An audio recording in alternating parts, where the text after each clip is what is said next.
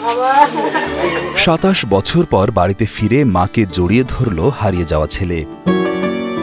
9 বছরের সেই শিশু সাইফুল আজ 36 বছরের যুবক। জীবনের 27টি বসন্ত কেটেছে অজানা এক ঠিকানায়। অবশেষে ভাগ্যচক্রে সেই হারানো ছেলে ফিরে এসেছে মায়ের কোলে। এত বছর হইলো খোঁজ নাই, এখন এই যে এক মানুষে খোঁজ দিচ্ছে দিয়ে আমার এই যে 3টে বাচ্চা যায় খোঁজাখুঁজি করিয়ে আনিল। এখন এই যে সেই সাইফুলের ঘর নাই, মনে করো খাবার নাই।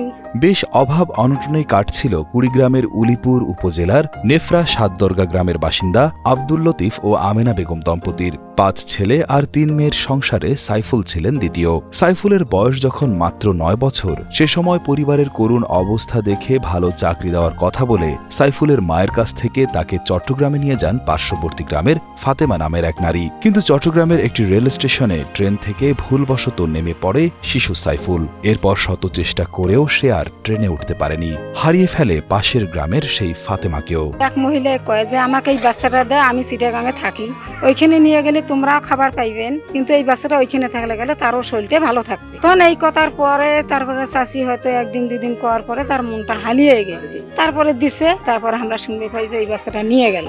শারীরিকভাবে কিছুটা বুদ্ধি প্রতিবন্ধী হওয়ায় সে সময় নিজের বাড়ির ঠিকানাও বলতে পারেনি সে। ঠাঁই হয় চট্টগ্রামের সীতাকুণ্ডের ভাটিয়ারি ইউনিয়নের একটি চায়ের দোকানে।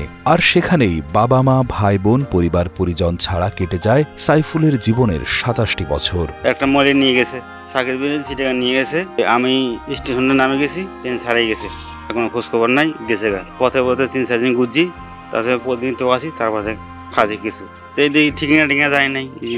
এখন 7 দিনের কাজ। সাইফুলের স্বজনেরা জানান, কিছুদিন আগে সাইফুলের গ্রামের কিছু লোক সীতাকুণ্ডের সেই চায়ের দোকানে বসে সাইফুলের হারিয়ে যাওয়ার ঘটনা জানতে পারেন। তখনও সে তার বাবা মা এবং ইউনিয়ন পরিষদের চেয়ারম্যান মেম্বারদের নাম মনে রেখেছিল। তাদের দেওয়া সূত্র ধরেই খবর পৌঁছায় সাইফুলের পরিবারে। সেই খবরের সূত্র ধরে 29 আগস্ট সেখানে যান সাইফুলের 3 ভাই। দীর্ঘ 27 বছর পর তারা ফিরে পান হারিয়ে যাওয়া সেই ভাইকে। খোঁজাখুঁজি করে পাইনি। আমরা একসময় আশায় ছাড়িয়ে দিয়েছিলাম যে আমার ভাইকে মনে হয় আর পাবো না। 2-4 দিনের ভিতরে আমি একটা নিউজ পাই, আপনার ভাই ওই ভাটিয়ালি রেল স্টেশনে আছে। পরে আমরা 3 ভাই ওইখানে যাই, 4 ভাই একত্র হয়ে অনেক কান্নাকাটি করি। বাড়িতে ফিরে এলেও 36 বছর বয়সী সাইফুলের জন্য সবকিছুই এখন অচেনা।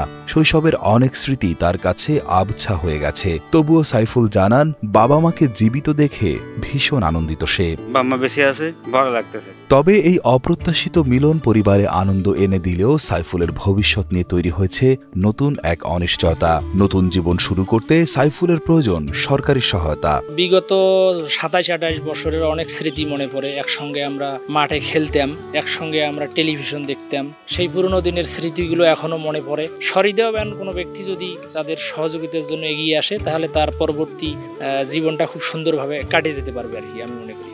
এদিকে সাইফুলের পাশে থাকার আশ্বাস দিয়েছেন স্থানীয় জনপ্রতিনিধিও। নতুন করে জীবন শুরু করতে সাইফুলের যত ধরনের সহায়তা প্রয়োজন ইউনিয়ন পরিষদের পক্ষ থেকে সব ধরনের সহযোগিতা করা হবে বলেও জানান তারা। তার জন্য যত প্রকারের ইউনিয়ন পরিষদের সহযোগিতা আমার সাধ্যের মধ্যে তাকে আমি করার চেষ্টা করব।